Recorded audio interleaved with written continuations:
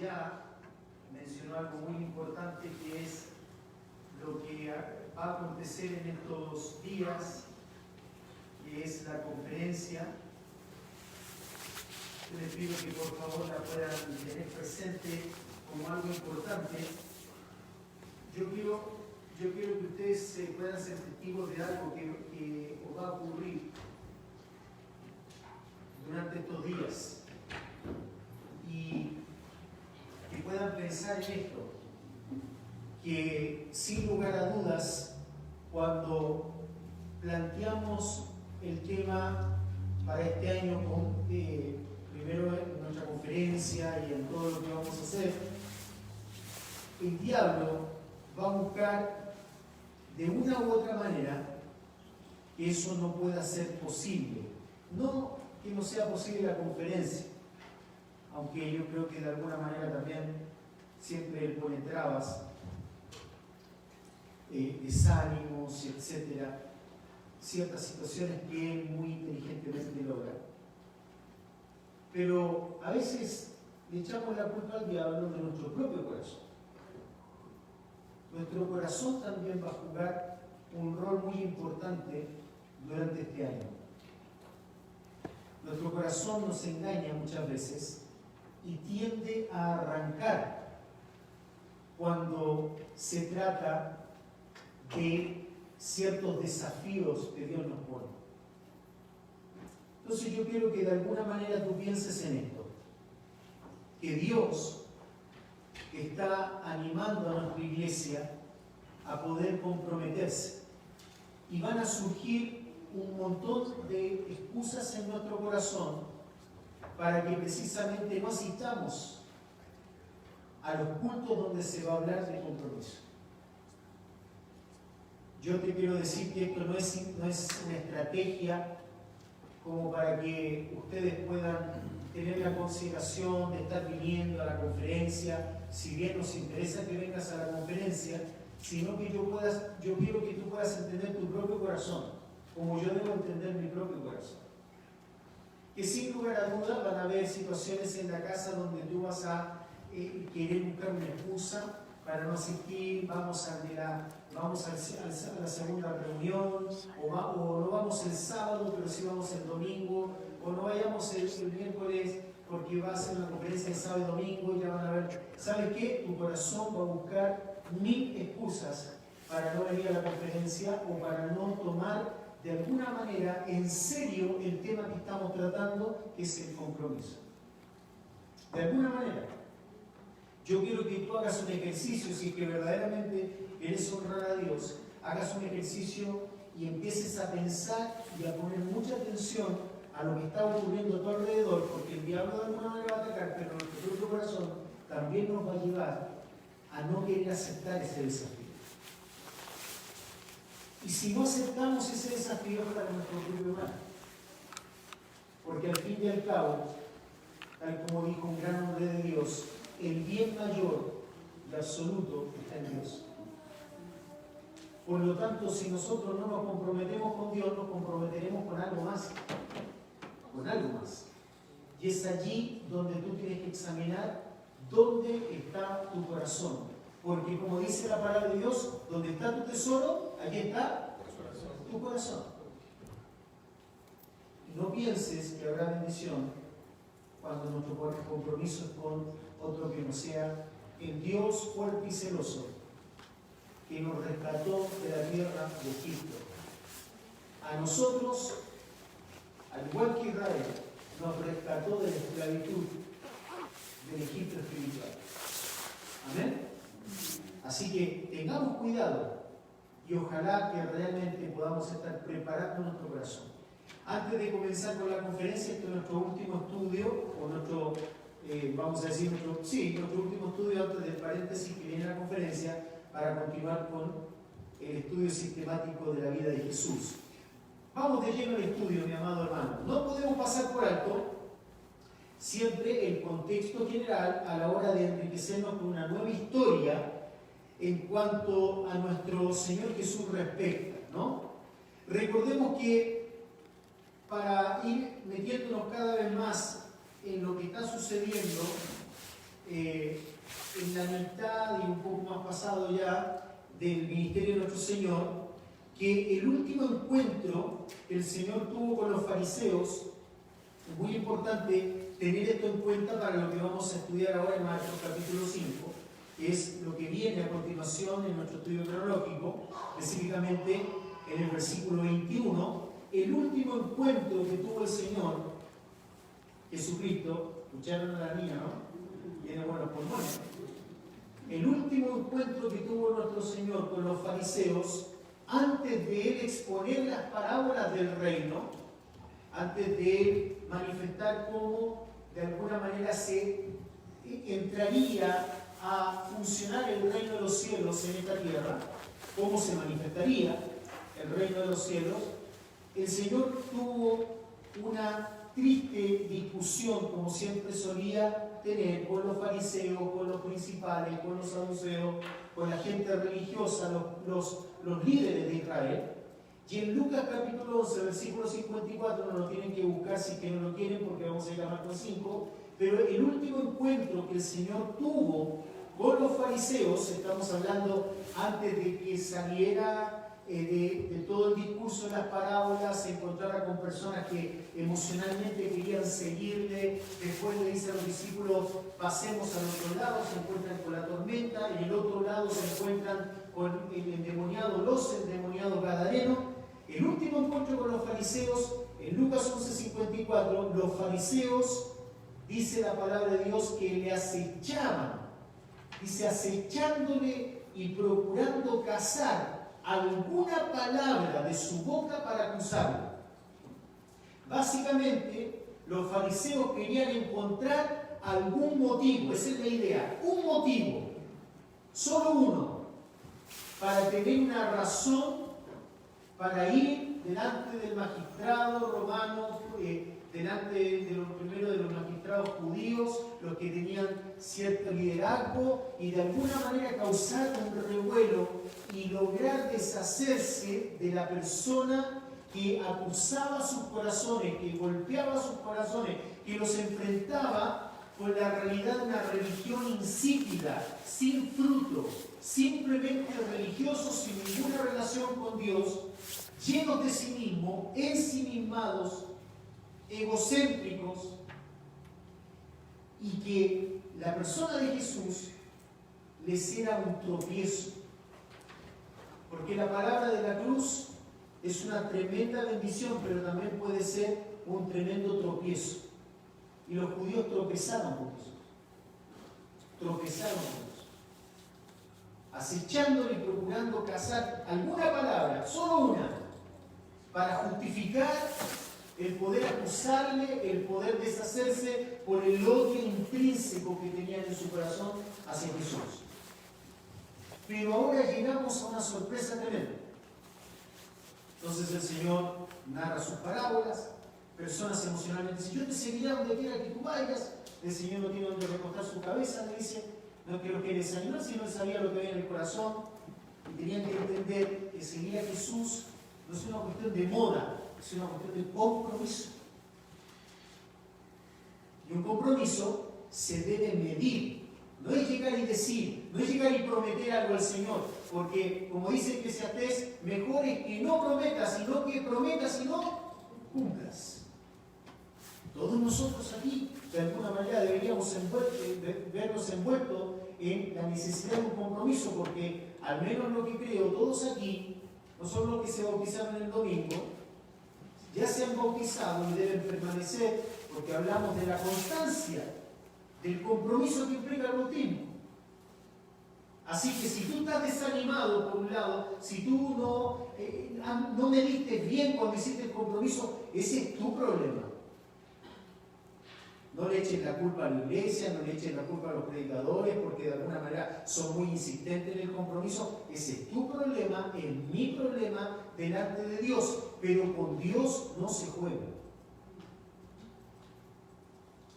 Y el Señor a los discípulos les va a plantear claramente que ellos debían entender que con Él no se jugaba.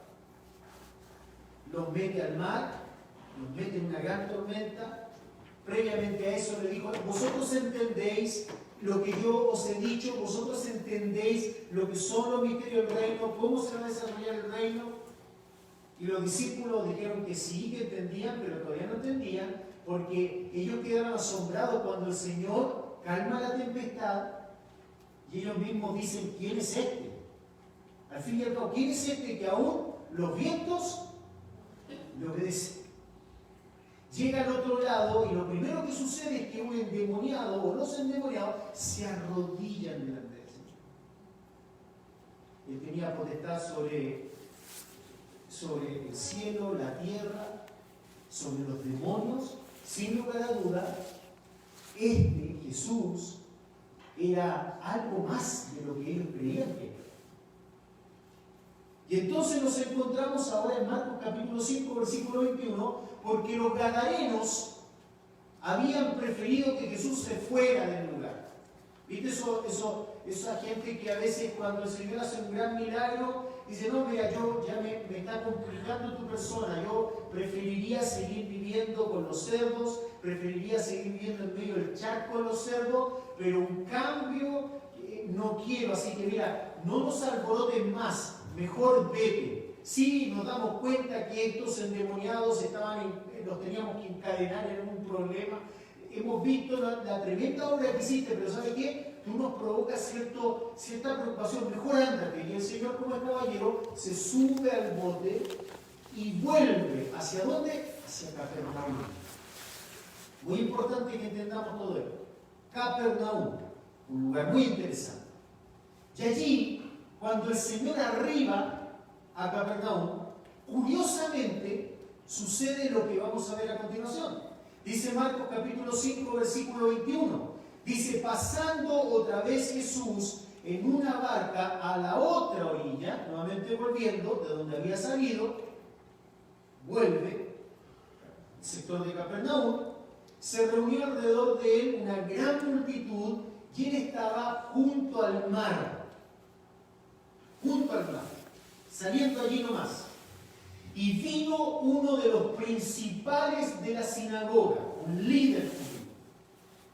Los mismos líderes que de alguna manera despreciaban a Jesús, pero en esta particular circunstancia, este líder, sin importarle lo que los demás pensaban, porque la mayoría estaba en contra del Señor. De hecho, por ejemplo, Nicodemo mismo en un momento viene de noche. Algunos dicen, bueno, quizás para hallarlo más desocupado, otros dicen por temor a los demás, pero sin lugar a duda, algunos de los principales judíos lo seguían, pero encubiertamente porque tenían temor de los demás.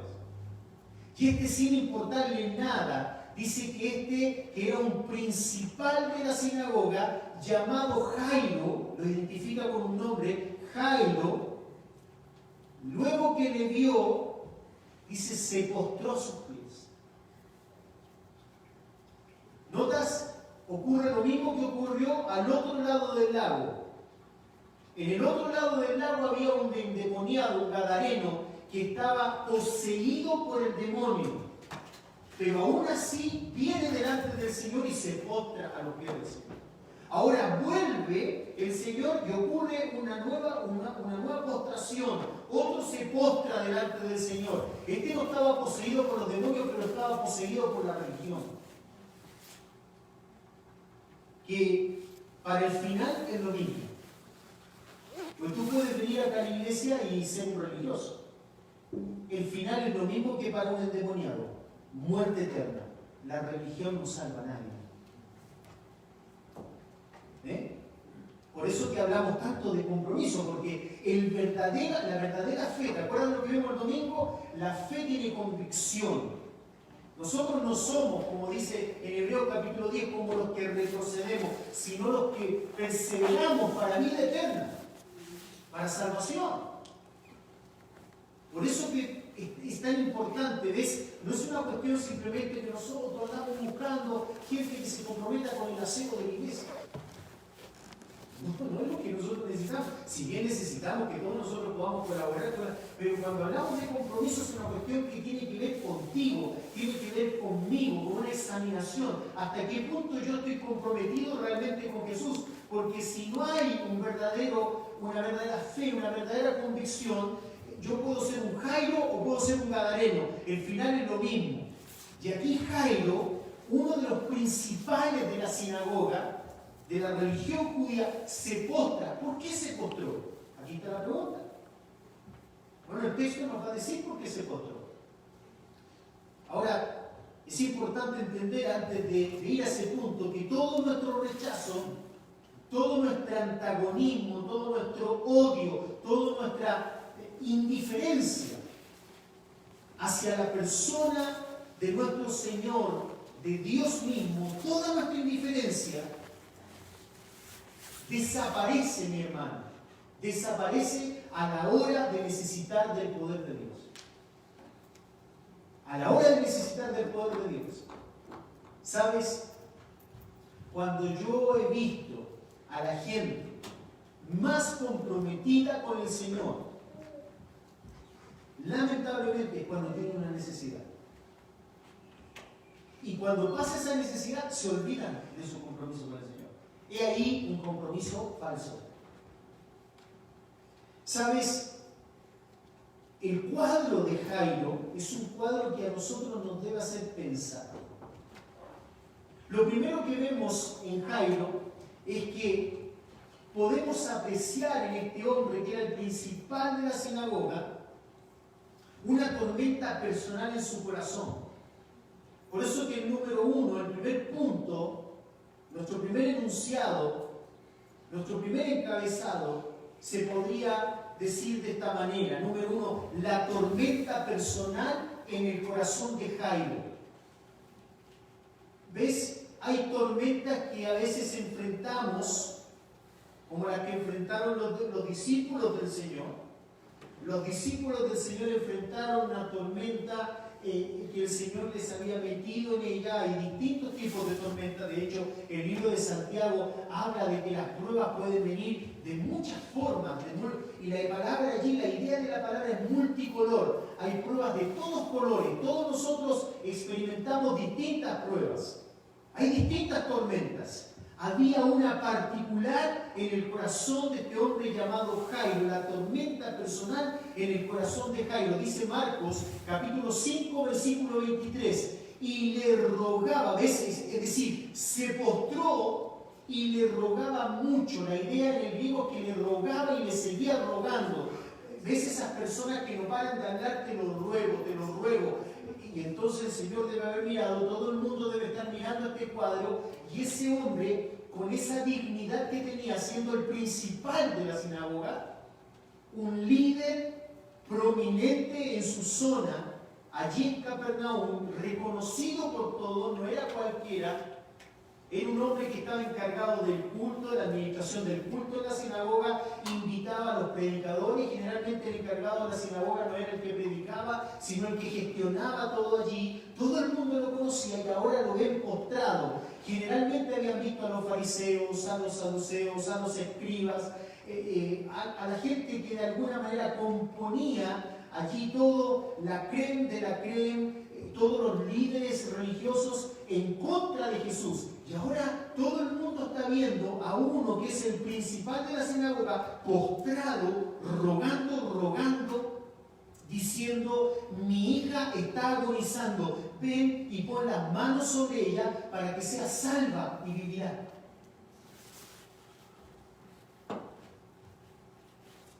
Esta tormenta fue la que llevó a Jairo, al igual que a los discípulos, a ver lo que muchas veces no vemos o no queremos ver o no entendemos hasta que llegan tormentas. Lo vital de Jesús. Lo vital de Jesús. Dios se sirve, mi amado hermano, como ya hemos ido viendo, como ya fuimos narrando cuando ocurre la tormenta. Dios se sirve, Dios usa el dolor para producir necesidad de Él. Eso que muchas veces nosotros no producimos naturalmente. Necesidad de Él. Dite a ti mismo, habla contigo mismo, dite: oye mismo, ¿verdaderamente yo tengo necesidad? siento imperiosamente en mi corazón una profunda necesidad de Dios, o Dios tiene que hacer algo para que yo la sienta.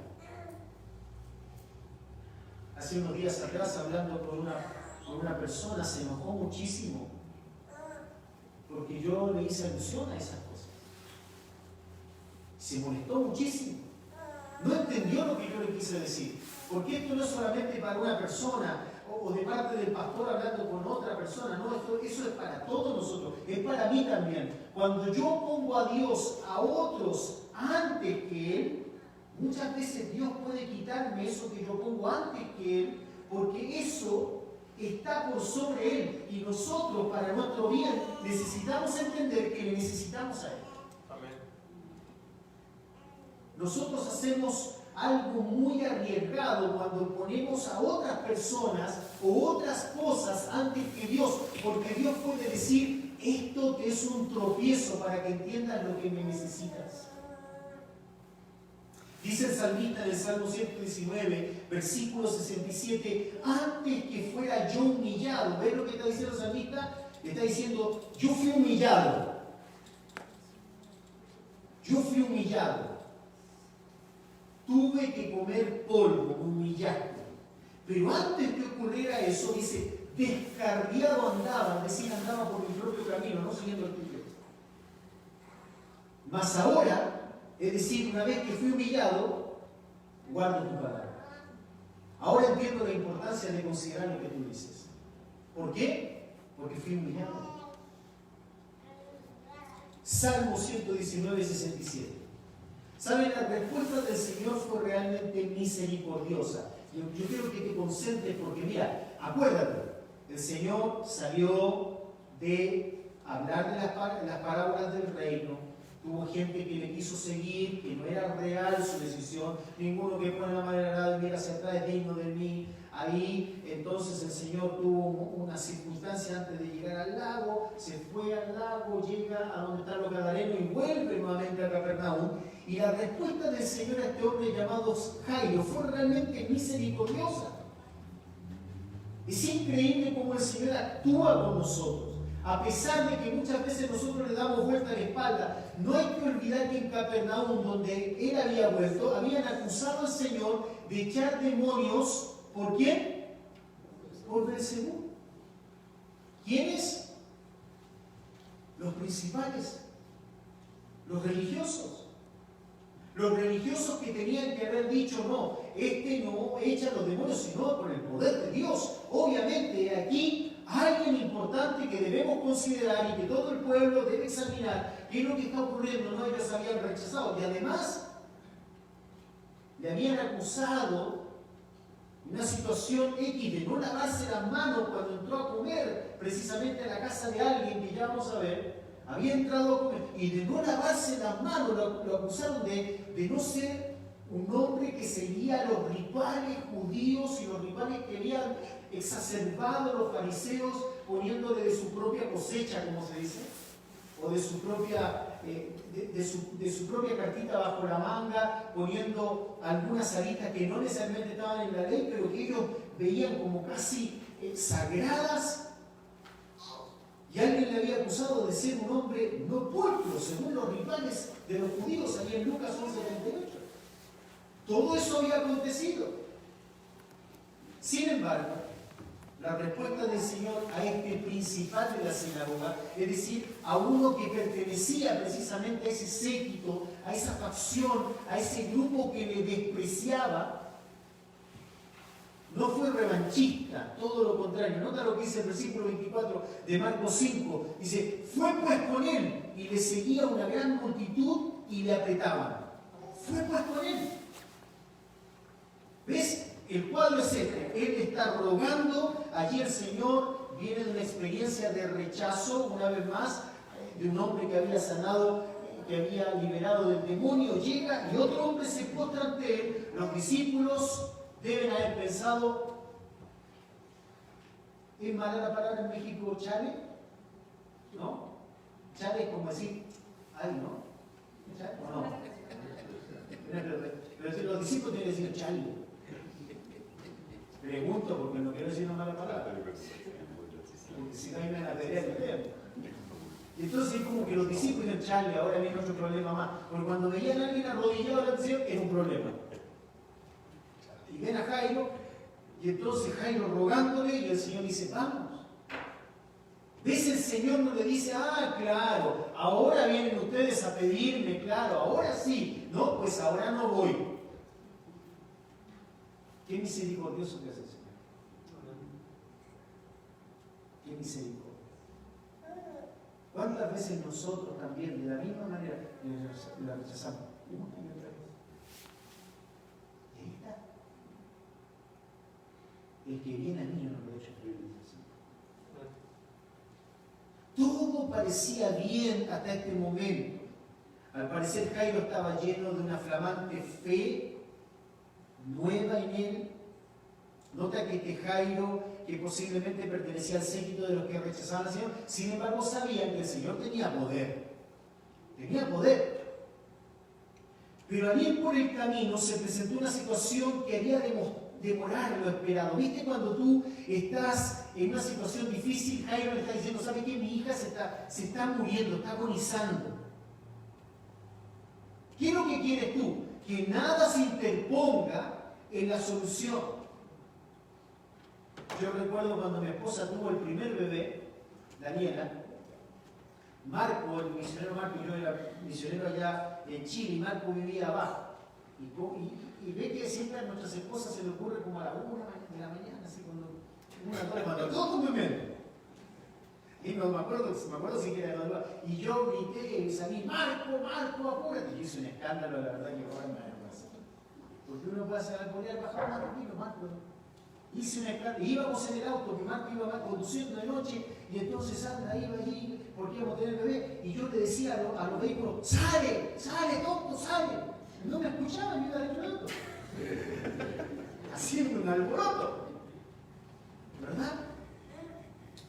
Es como cuando tú ves a alguien que está delante tuyo y tú vas en una urgencia, tú quieres que todo el mundo se abra en el camino para que tú puedas pasar. ¿Y sabes lo que ocurrió? Precisamente todo lo contrario.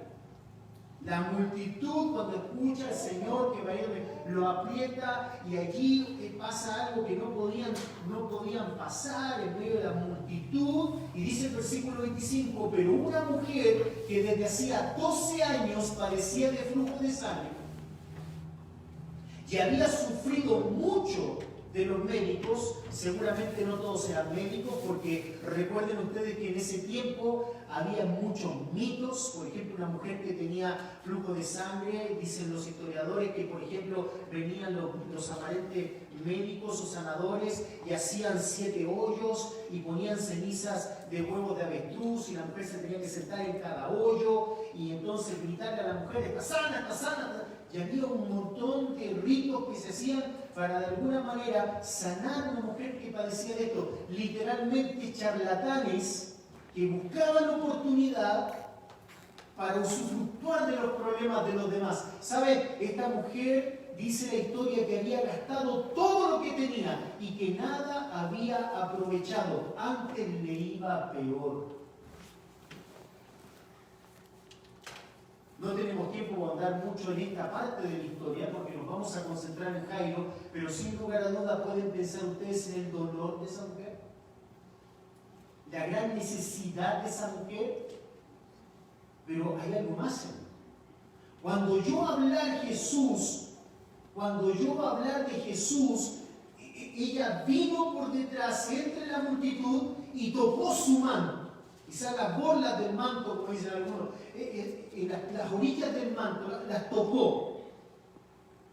Luego ocurre algo aquí que ha complicado mucho a los comentaristas de la Biblia, porque hay que plantearse la siguiente pregunta. ¿Ves? Aquí está el Señor yendo a sanar a la hija de Jairo. La hija de Jairo está a punto de morir. Jairo no quiere que nada detenga al Señor. Él quiere que todo sea rápido. Y el Señor está ahí siendo apretado. Y de pronto una mujer le toca el borde del manto.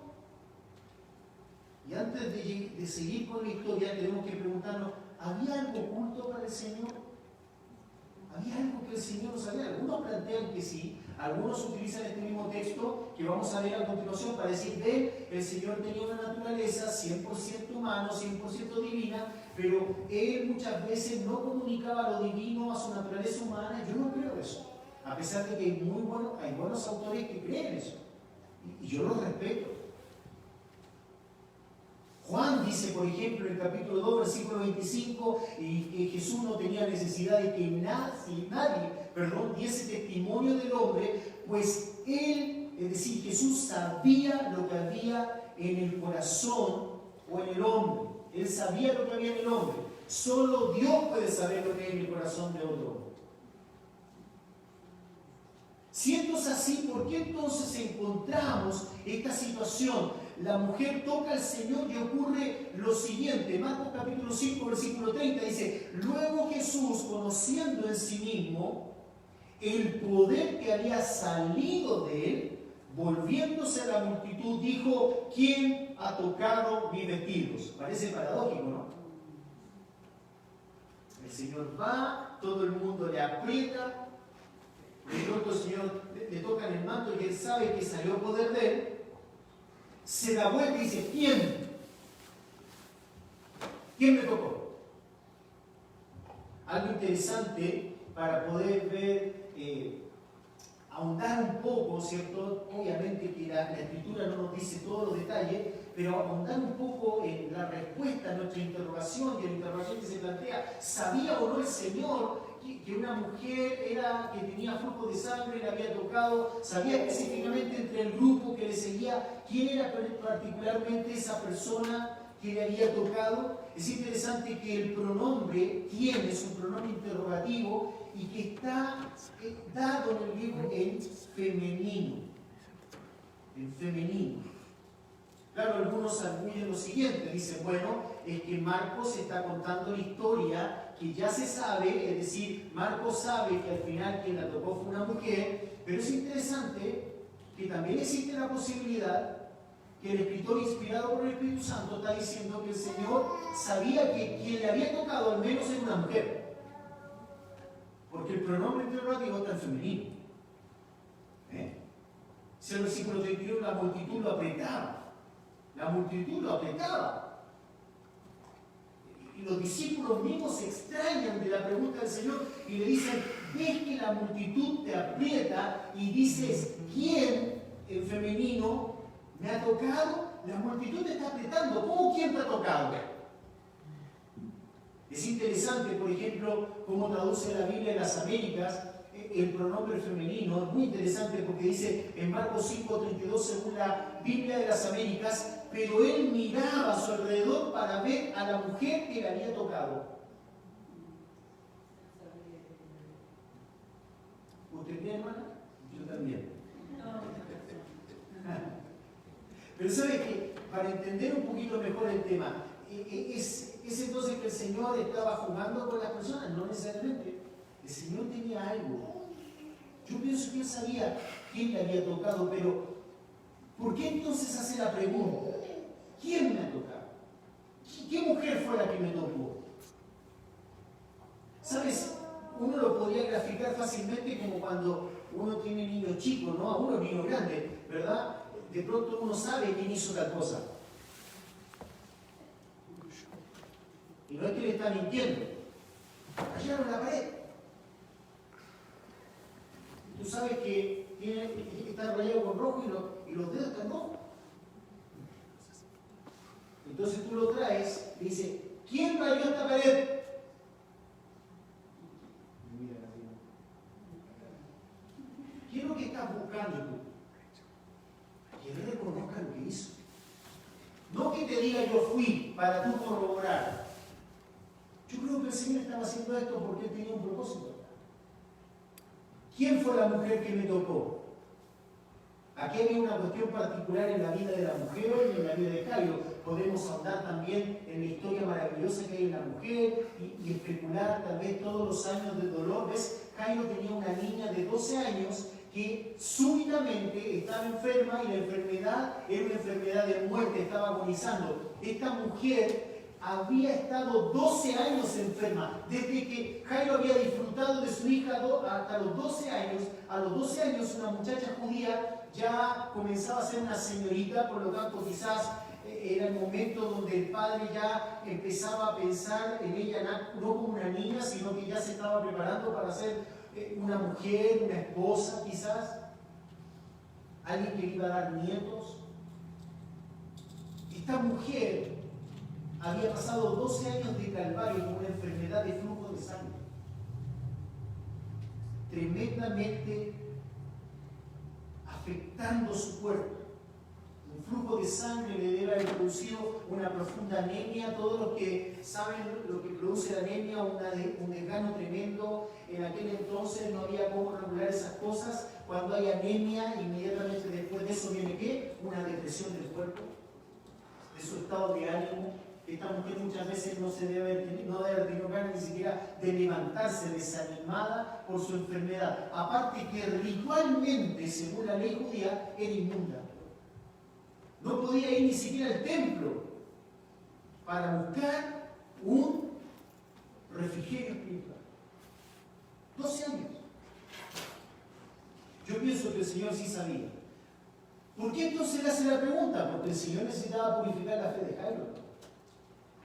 ¿Cómo a la vez, de paso, sanar a esta pobre desdichada? Y esto nos lleva a nuestro segundo encabezado, las trabas, es decir, las dificultades en el camino de Jairo, las trabas en el camino de Jairo. Las tormentas en el corazón de Jairo, pero también las trabas. Así en nuestra vida muchas veces, hermanos, nosotros tenemos conflictos en nuestro corazón, Dios los usa para traernos a Él, y Él nos dice, confía en mí. ¿Ves? Tú viniste a este lugar hoy tal vez con muchas tormentas en tu corazón. Yo no puedo saber lo que pasa contigo. Yo recuerdo que inmediatamente cuando el otro día yo prediqué, por eso me da tremendo temor cuando predico algunas cosas, porque parece como que el Señor te prueba inmediatamente. Ese día que hablamos de las tormentas, que Dios nos mete en tormentas, cuando salimos de acá, nos hallamos con mi esposa en una tormenta. Una dificultad tremenda. Iba a traer mucho dolor si las cosas se daban de esa manera a nuestra familia. A veces el Señor hace cosas solo para que nosotros nos volvamos a Él, solo para ver si verdaderamente confiamos en Él, solo para saber si verdaderamente creemos lo que decimos que creemos. Jairo de alguna manera fue del Señor sabiendo que solo Él podía solucionar el problema, nadie más, solo Él podía solucionar el problema, y ahora Jairo se encuentra con una traba. Así como muchas veces cuando nosotros confiamos en el Señor nos encontramos con una traba. Jairo era un devoto del judaísmo, religión que se había pervertido. Su religión era todo para él. ¿Sabías eso? Los judíos tenían la religión como lo máximo para ellos. Ellos veían su fe como algo que les hacía superiores a los demás. Todos los demás para ellos eran personas bárbaras. No los veían como gentiles, como perros, como personas que no tenían la dirección de Dios. Para ellos era más importante lavarse las manos y cumplir con ritos que curar a un necesitado. El Señor se vio enfrentado muchas veces a eso, a que para ellos lo más importante eran las reminiscencias de la ley o de lo que ellos entendían según la ley, a que una persona fuera sanada. Por eso el Señor muchas veces le dijo, vosotros debéis aprender lo que significa misericordia y no sacrificio. Ellos no entendían, para ellos la religión era su Dios. Dios había sido bajado para poner su religión como su Dios. Pon atención a esto y volvamos a recordar el material que recuerdas Lucas solamente nos proporciona y que nos traslada nuevamente, o nos deja en Capernaum, porque estamos en Capernaum, antes de las parábolas del reino, antes que el Señor comenzara a hablar las parábolas, que es el hilo conductual que nos ha llevado del Gadareno a Jairo. Volvamos a Capernaum, pero un tiempo atrás, ahí en Lucas capítulo 13, versículo 10, donde solo Lucas nos proporciona esto. Mira lo que dice allí. Enseñando Jesús en una sinagoga en Capernaum, estoy en Capernaum, en el mismo lugar de donde era Jairo, al mismo lugar donde había vuelto de los endemoniados de Gadarenos, enseñando Jesús en una sinagoga en el día de reposo, esto es en el sábado, versículo 11, y había allí una mujer que desde hacía 18 años, esta otra que tenía flujo de sangre, que también era de la zona, por 12 años había tenido flujo de sangre, esta por 18 años tenía espíritu de enfermedad y andaba encorvada y en ninguna manera se podía enderezar. Era una mujer enferma. Versículo 12, cuando Jesús la vio, la llamó y le dijo: mujer, eres libre de tu enfermedad. Y puso las manos sobre ella y ella se enderezó luego y glorificaba a Dios. Versículo 14, pero el principal de la sinagoga. Qué interesante, ¿no?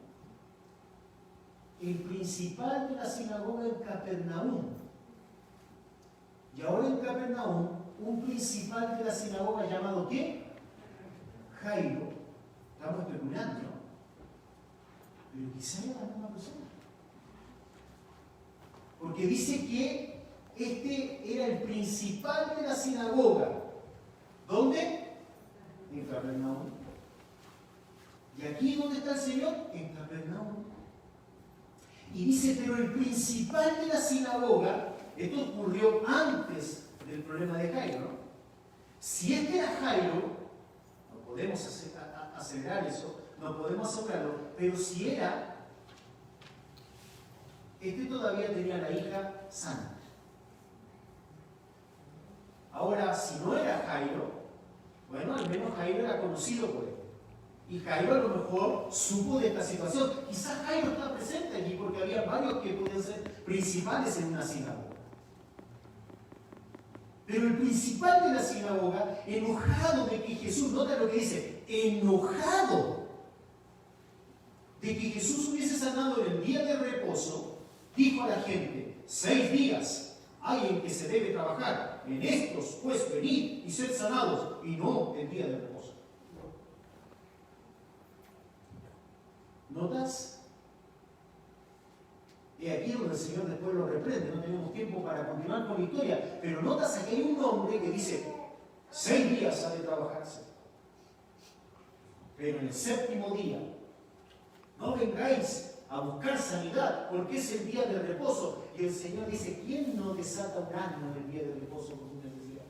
Y esta mujer no iba a ser desatada de esta su angustia. ¿De cuántos años? 18 años. ¿Y qué dijo el principal de la sinagoga? Estaba enojado. Si este hombre era Jairo, que hay una gran probabilidad, el asunto es que Jairo, al enterarse que esta mujer había tocado a Jesús, ahora se encontraba con un dilema, porque si este era Jairo, era de aquellos que cuando se infringía la ley, era muy riguroso.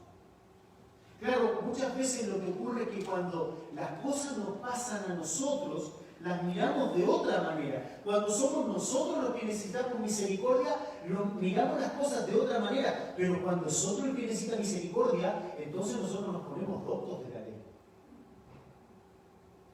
Cuando otro necesita misericordia, nosotros somos muy rigurosos y nos enojamos, e incluso nos podemos ir de un lugar porque ahí no se hacen las cosas bien.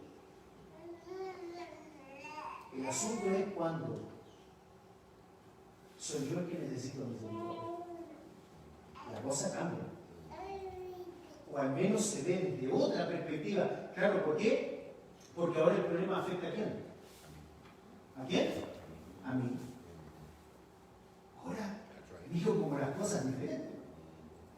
Si este era Jairo, el mismo que posteriormente tuvo un problema con la hija enferma, Jairo se encontraba con un problema muy grande. Según la ley, si esta mujer había tocado a Jesús, nota lo que dice Marcos, capítulo 5, versículo 33, entonces la mujer, temiendo y temblando, ves, el Señor dice: ¿quién fue la que me tocó? Yo me imagino imagino al Señor, ¿ves? Supongamos que la mujer eras tú. Yo me imagino al Señor, ¿quién fue la que me tocó? A ver, ¿quién me tocó? Ah, ¿ves? Claro, porque yo te cerraba el ojo, ¿ves? Imagínate que el Señor te decía, ¿quién fue la que me tocó? Claro que no lo digo así, ¿no? La mujer, ¿me confío? No, dice, mira, entonces la mujer temiendo y temblando, ¿por qué? Porque lo que había hecho ella era ritualmente incorrecto. Ella tenía que haberse alejado de esa multitud. Pero ella dijo, la única oportunidad que tengo es tocar al Señor. Había ejercido una fe tremenda. Tremenda. Sabiendo lo que en ella había sido hecho, vino y se postró delante de él y le dijo toda la verdad. Los otros evangelios dicen que ella reveló lo que le pasaba, que tenía flujo de sangre. ¿Sabes que Jairo estaba mirando eso? Si Jairo era el mismo de la sinagoga, del principal de la sinagoga de la vez pasada, cuando que lo había dicho, vengan otro día, pero no el sábado, a curarse. Respeten la ley, ni siquiera se lo dijo al Señor, se lo dijo al pueblo, ¿no? Viste esa gente que no es sincera, que no va delante de las personas, no va de frente, ¿no? A mí me gusta la gente que va de frente. Me molesta la gente que murmura. Me molesta esa gente. Si es hombre, no es digno de un hombre hacer eso, ¿verdad? Y si es mujer, no es digno de una mujer. Claro que es la misma. No, ahí estaba, mira, escúchame, ahí estaba ese hombre que era el principal. No podemos decir que era Jairo. Yo pienso, según el lugar, según la geografía, según había una sinagoga, era el principal, quizá era Jairo, no lo sabemos, no estoy afirmando, no este era Jairo. Porque hay que tener respeto por la palabra, ¿no? El pastor lo dijo. ¿Sabes? Si ese era Jairo, ese hombre en ese momento se encontró con un dilema tremendo, porque él debería haber continuado igual de riguroso y decirle al Señor, ¿sabes, Señor? Mira, dejémoslo hasta aquí, porque si esta mujer te tocó y tiene flujo de sangre, tú quedaste inmundo, según la ley, en Levítico 15:19, que dice lo siguiente: cuando la mujer tuviere flujo de sangre y su flujo fuere en su cuerpo, 7 días estará apartada, y cualquiera que la tocare será inmundo hasta la noche. Hasta la noche. ¿Sabes algo? Si Jairo tenía que esperar unas horas más, era garrafal para él. Terrible. Porque su hija estaba, ¿qué? Agonizando. Por eso, ¿ves? ¿Dónde está el Señor? Y de pronto ve la barca. Parece que ahí viene el Señor. Y él no estaba esperando. Apenas el Señor llegó, se arrodilló. Ni siquiera le dijo, Señor, podemos andar a solas. Se arrodilló ahí nomás. No le importó lo que la gente decía. No le importó que era el principal. No le importó su dignidad. Se arrodilló. Mi hija, por favor te lo ruego. Mi hija está muriendo. Necesito que vayamos rápido. Solo tú la puedes sanar. Si él tenía que esperar hasta la noche, ¿su hija qué? Podía morir. Lo más probable. ¿Qué pasaba ahora entonces con Jesús? ¿Qué pasaba con Jesús? ¿Es que acaso Jesús podía hacer lo que quería? ¿No es que Jesús respetaba la ley? Yo no he venido para abolir la ley, sino ¿para qué? Para cumplirla. Por cierto, pero aquí hay una cuestión de ritualismo. Es muy distinto. Es muy distinto. El Señor no podía ir en contra de la ley porque la ley nace de su corazón. Él no puede pecar, Él no puede adulterar, Él no puede mentir, Él no puede levantar falso testimonio porque Él es la esencia del bien, porque Él es Dios. Pero Él ya había dicho en Mateo 12:6, pues os digo que uno mayor que el templo está aquí. Es decir, mira, aquí hay alguien que está por encima de todos los rituales del templo.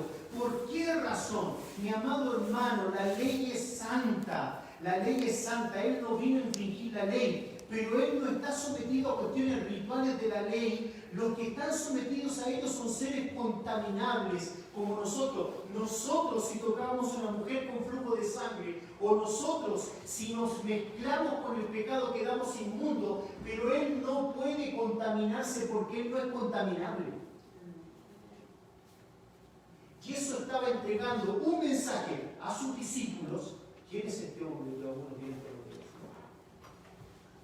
¿Quién es este hombre que aún cuando el rito dice no toques a una mujer con flujo de sangre porque quedas inmundo, y aún así la mujer es sanada?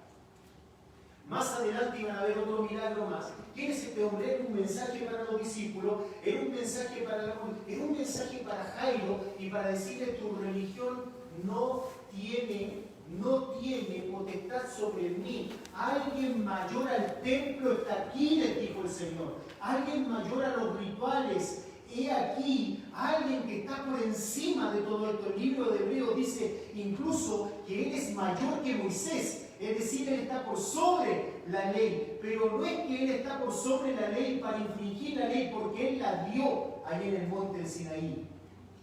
Dios mismo, Jesucristo, Emmanuel, Dios con nosotros. Él dio la ley porque la ley es en sí la esencia de Dios mismo, es la falta de pecado, es la pureza misma, es la esencia de la santidad. Pero Él no está sometido a los rituales. Quien está sometido a los rituales, quienes nos podemos contaminar, somos los hombres. Él no es contaminante. No hay pecado en Él.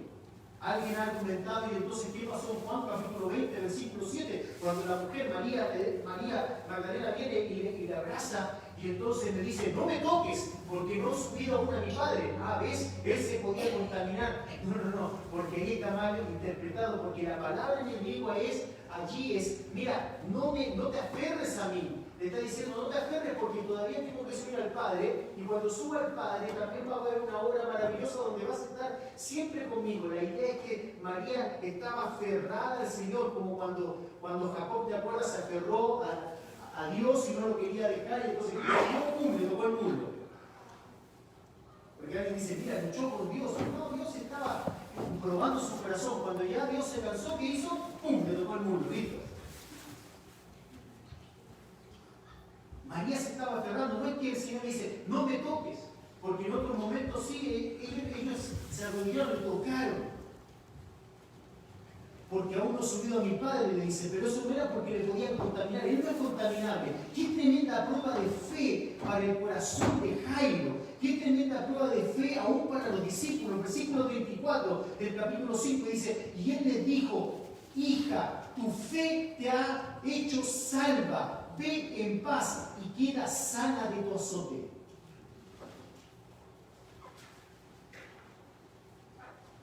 ¿Sabes? Cuando ella le declaró todo, ella dijo: si yo tocare tan solo el manto, ¿sabes lo que le está diciendo el Señor? Tu fe en mí te ha salvado. ¿Ves por qué el Señor tenía que hacer todo esto? Porque Jairo tenía que sacar su fe de su insípida religión para ponerla en el único que puede hacer una obra en nosotros. Y entonces Jairo en ese momento vio destruido todo su ritualismo. He aquí uno que es mayor que el templo. ¿Saben? Mucha gente dice: no, yo no quiero ir a esa iglesia, que lo que pasa es que yo soy católico. Y yo era testigo de Jehová. Y yo era, ¿sabe que era bautista, pero los del sur? Y yo era bautista, pero los del norte. Y yo era del este. Y yo no sé dónde era, pero era de otro tipo bautista. No se trata de religión, querido amigo. Se trata de entender la relación que Cristo quiere que tengamos con Él. Él es la verdad, Él es el camino, Él es la vida. ¿Y sabes qué? Jairo vio destruido su ritualismo allí. Como si esto fuera poco para el corazón de Jairo, se le presenta una noticia terrible. Terrible. Número 3. La tentación y temor en el corazón de Jairo. ¿Sabe qué, mi amado hermano? Cuando nosotros somos convencidos ya del poder de este hombre llamado Jesús, ya estamos convencidos. Siguen habiendo tentaciones en el camino. La tentación y temor que produjo esta noticia que le llevó a Jairo en su corazón debe haber sido terrible. La tentación y temor en el corazón de Jairo. Nota lo que dice el versículo 35. Mientras él aún hablaba, Jesús, mujer, mira, has quedado libre, vete en paz. Vinieron de casa del principal de la sinagoga diciendo, tu hija muerta. Ya está, no moleste más, maestro. Wow. Es como cuando tú ya estás convencido, este hombre es superior, mira lo que pasó acá. Mira, si él hubiese estado inmundo, ¿no habría podido hacer ese milagro? El que está inmundo no tiene relación con Dios. Pepe ha sido sana. Y la mujer lo entendió porque cuando sintió el poder, vio que todo había parado en ella. Ella estaba dando testimonio, le descubrió todo, le dijo, mira, yo toqué tu manto y fui sana, paró toda mi enfermedad. Vete, mujer, tu fe te ha salvado. Y entonces Jairo dice, dale, vamos allá. No, este hombre sí puede sanar a mi hija. Y mientras él aún hablaba con la mujer, vienen los criados de Jairo y dicen, no molestes más, maestro, tu hija murió. ¿Te ha pasado eso alguna vez? Que en medio de las circunstancias difíciles donde tu corazón comienza a tomar aliento, viene algo que te lleva a la tentación y al temor de no confiar en Dios. Dice Marcos 5:35, mientras aún hablaba, vinieron de casa del principal de la sinagoga diciendo, tu hija ha muerto, ¿para qué molestas más al maestro? Pero Jesús, luego que oyó lo que se decía, otras traducciones dicen, mientras Jesús oía lo que esto le venían a decir a Jairo, dijo el principal de la sinagoga, paró inmediatamente. Cualquier problema en el corazón de él, cualquier temor, cualquier tentación, el Señor sabe hasta dónde podemos soportar. Frenó inmediatamente. Luego que oyó lo que se decía, dijo el principal de la sinagoga, no temas, cree solamente. Quédate tranquilo. Tú cree nada más. Confía, mi hermano. Yo no sé cuál es tu problema, pero las palabras del Señor son las mismas hoy. Tú cree nada más. Créeme, confía en Él, pon tu corazón en Él. Mira, Dios hará. Encomienda a Jehová tu camino, Él hará. Confía en Él. No confíes en tu propio poder ni en tu propio entendimiento. Conócelo, entiéndelo. ¿Ves? El Señor estaba haciendo una transformación teológica, enseñándole a Jairo que los rituales que ellos practicaban, la forma en que entendían la fe, no era correcta. El Señor está haciendo una transformación teológica rápida para que él comprenda que si el Señor le dice que él puede hacer algo, él puede hacer algo, que alguien mayor que el templo está aquí. No temas, cree solamente. ¿Cuántas veces, viendo las circunstancias, decae nuestra fe, mi hermano? Nota el cuadro de desánimo, versículo 38. Y vino a casa del principal de la sinagoga y vio el alboroto y a los que lloraban y lamentaban mucho. ¿Te das cuenta de lo que estaba pasando aquí? Había un lío en la casa. Todos llorando, todos gritando. Yo he estado en funerales así. Yo he estado en funerales de personas que son salvas, donde hay tranquilidad, donde hay paz, donde hay cántico, porque hay esperanza. Y he estado en funerales donde yo no sé qué decir. Me han invitado a hablar a lugares donde yo no sé qué decir. Yo no puedo decir que esta persona tiene esperanza. Por lo tanto, trato de evitar hablar de la persona que yace allí, que su cuerpo yace allí, porque no conozco, o muchas veces yo sé que esa persona no tenía fe y no puedo decir, ¿saben qué? Él está en el infierno, lo más claro, lo más seguro. Y tengo que hablar simplemente del Evangelio. ¿Ves el alboroto que hay, los griteríos? Yo he estado en funerales así, donde la gente grita, donde la gente está desesperada porque se enfrenta a la realidad de la muerte. Ya paró el tiempo de disfrutar. La gente cree que va a haber baile toda la vida. Va a llegar un momento que vamos a enfrentar la muerte. El asunto no es si la vamos a enfrentar o no, sino cómo enfrentar. ¿En qué condición la enfrentamos? ¿Dónde está nuestra fe cuando la enfrentemos? Si verdaderamente hay una fe que se muestra por el compromiso con Dios. Y mira el cuadro, y vio la casa del principal de la sinagoga, y vio el alboroto, y los que lloraban y lamentaban mucho, y entrando les dijo: ¿por qué os alborotáis y lloráis? La niña no está muerta, sino duerme. Versículo 40, y se burlaban, literalmente la palabra en el griego, le ridiculizaban, se mofaban de él. Y es interesante cómo una persona pasa del alboroto y del llanto a la risa.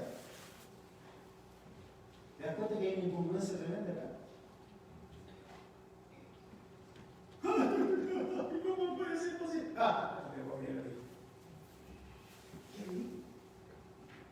Pero ¿sabe qué? Tú te vas a encontrar muchas veces en tu camino, en la fe de Dios, con gente que va a ridiculizar a Cristo en tu vida.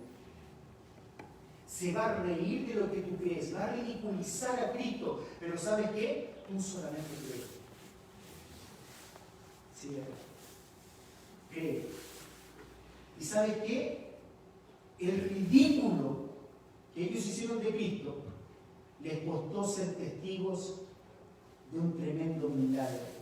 Hemos visto la tormenta personal en el corazón de Jairo, las trabas en el camino de Jairo, la tentación y el temor en el corazón de Jairo, para terminar, ¿sabe con qué? Con la ternura de Cristo confortando a Jairo.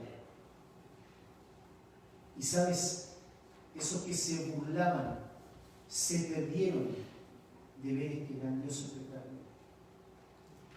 Mas él, echando fuera a todos, de todo lo que se estaban burlando, el Señor dijo: fuera, sáquenlos, fuera. Tomó al padre y a la madre de la niña y a los que estaban con él, los discípulos que él había elegido que fueran con él, y entró donde estaba la niña, y tomando la mano de la niña, no se podía tocar un cuerpo muerto, ¿sabes? Una vez más, ahí cae diciendo: está muerta la niña, y le toma la mano. Para que quede bien claro, alguien mayor que usted protegido. Le toma la mano, ni siquiera de lejos, le toma la mano a la niña. Y le dice: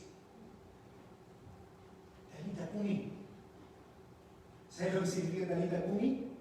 Niñita, levántate. Niñita, levántate.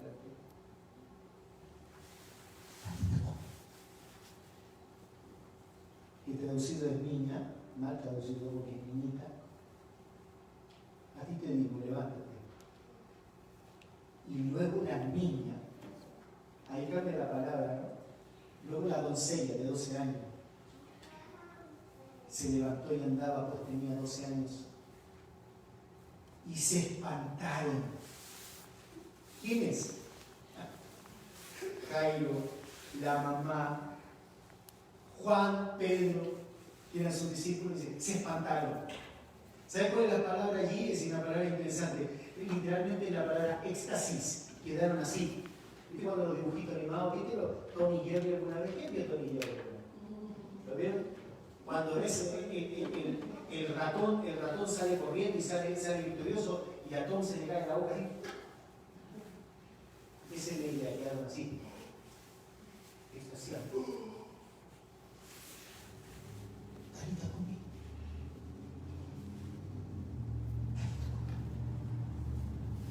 Y la niña se incorporó. ¿Qué tienen? Alguien mayor que el templo tenía. Pero él les mandó mucho que nadie lo supiera y dijo que se le diese de comer. ¿Sabes lo que se burlaron? Lo que se burlaron deben haber quedado diciendo: oye, mira la niña y viene. Ah, entonces no estaba muerta. ¿Qué pasó, Jairo? Él dijo que no podíamos decir nada. No, pero ¿cómo nada? Algo pasó. Estaba desmayada. Dale, Jairo, cuéntanos. Estamos aquí en el funeral. ¿Qué fue lo que pasó? Oye, tú que eres la esposa de Jairo, cuéntanos qué pasó. Dijo que no podíamos decir nada. ¿No te gusta burlarte del Señor? Te pierdes los privilegios. Te los pierdes. Búrlate y piérdete los privilegios. Deja que se burlen y tú, como dice Hebreos 10, en vez de compromiso, retrocede y vuelve atrás, que pierde los privilegios. Pero los que creen, los que entienden, tú solo crees. Quedan así ya. ¡Wow! ¡Oh!